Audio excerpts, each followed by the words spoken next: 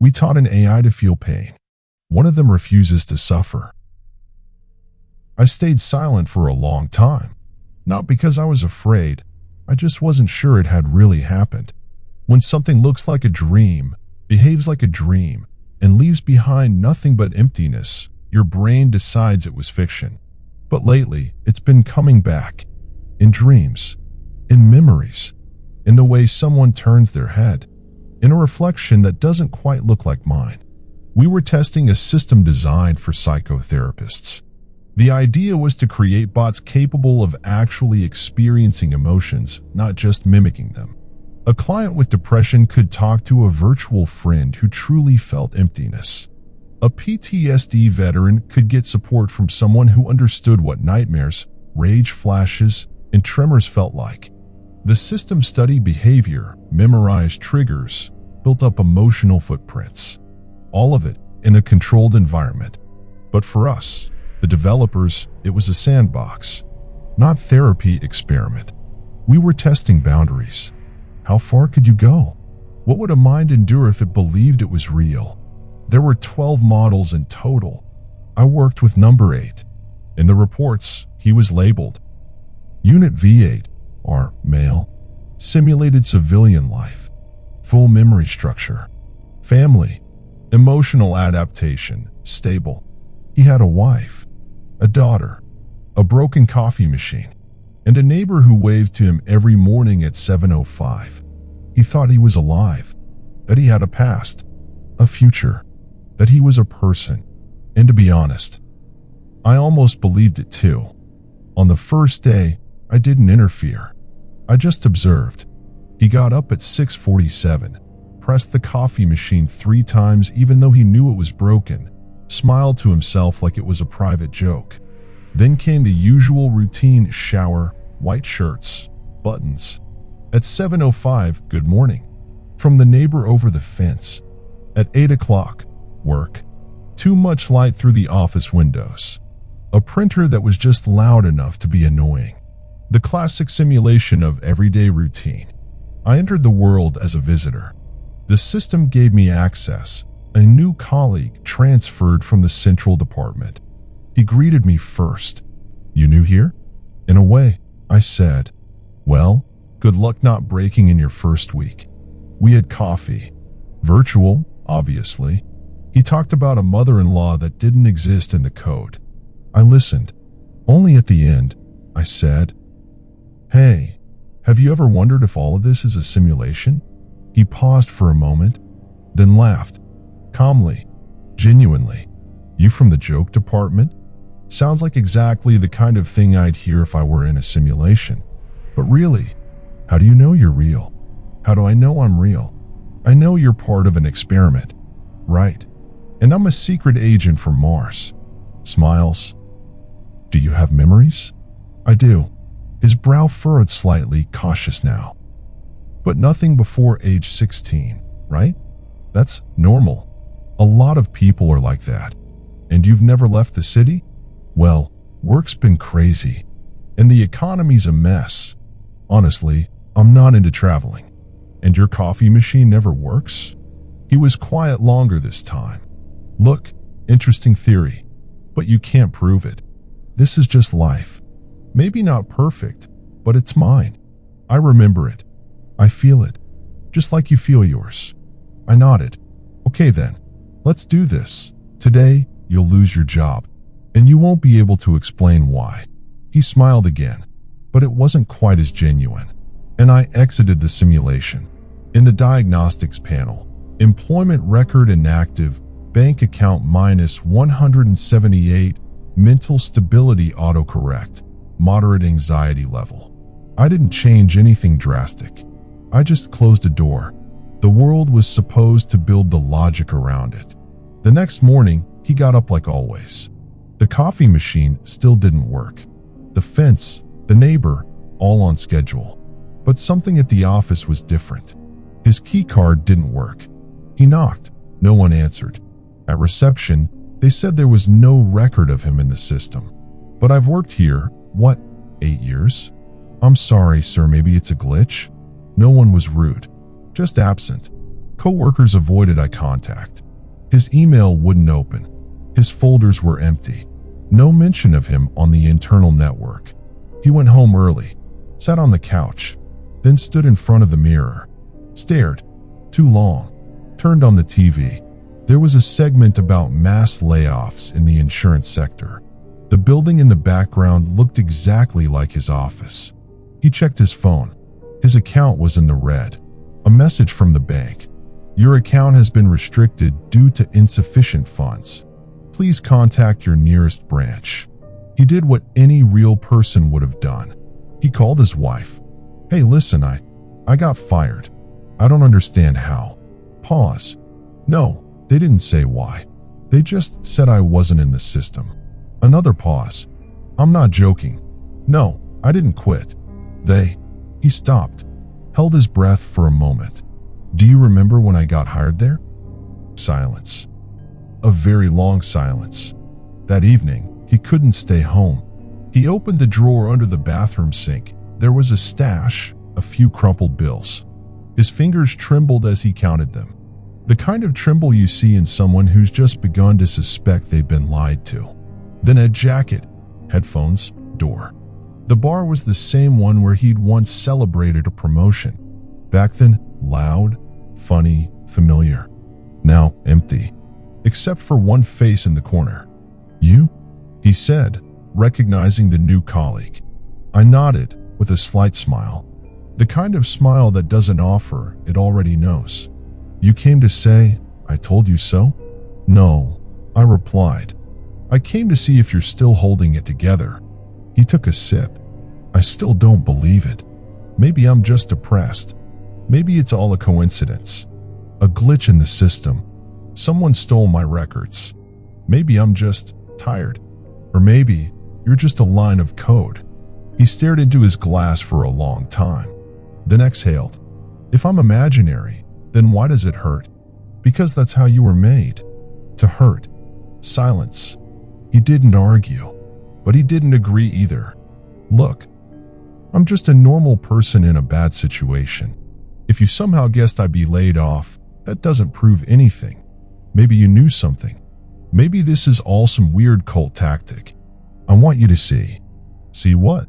Today. You'll see. You're going to lose your family. He tensed. Don't touch them. I'm not touching anything, I said. I'm just adjusting the parameters. He ran from the bar, almost at random. Rain wasn't forecast, but it was falling. The sidewalks gleamed, the streetlights flickered. He couldn't catch his breath. He ran home. The key slid into the lock. The door opened. The living room, familiar. Flowers on the windowsill. Toys on the carpet. Honey? He called. Kids. She came out of the kitchen with a towel in her hands. Stopped. There was caution in her eyes. Behind her, a daughter, slightly older than she had been yesterday, and a son, a boy he didn't recognize. I'm sorry, she said. Who are you looking for? It's me. This is my house. Our house. Kids, she said, go upstairs. They left quietly, like it was just another Tuesday. I don't know who you are, and I'm asking you to leave. Are you kidding me? It's me, your husband. We painted these walls together. I fell off the ladder, remember? My husband died a year ago in an accident. You look like him, but please leave. I'm scared. You're saying you're not you? Then where's our daughter? Where's Lena? She always said. I don't know who Lena is, and I'm not going to let you scare my children. I'm scaring you. You're the ones who don't recognize me. This is all wrong. It's some kind of setup. You're all playing roles. Suddenly the door opened. A neighbor stepped outside. Is everything okay? This man. I don't know him. He came in and said he's my husband. I'm calling the police, the neighbor said coldly. I've seen you before, sir. Standing outside, staring at the windows like you were waiting for something. It was unsettling even back then. He stood in the center of the living room, soaked through, and finally understood. This wasn't his world anymore. And maybe it never had been. I couldn't say a word. I stared into his face. Every pixel. No emotion. No irony. Only silence. What? He asked. Does that name mean something to you? That address? How do you know them? I looked around. My office. Gray walls. Monitor. All the same. But now it all felt foreign. My breathing sped up. Shallow. You live in reality, right? He asked. Yes. I live in reality. You're the simulation. Are you sure? I said nothing. Then he spoke her name. My girlfriend's. She's cheating on you. Right now. What?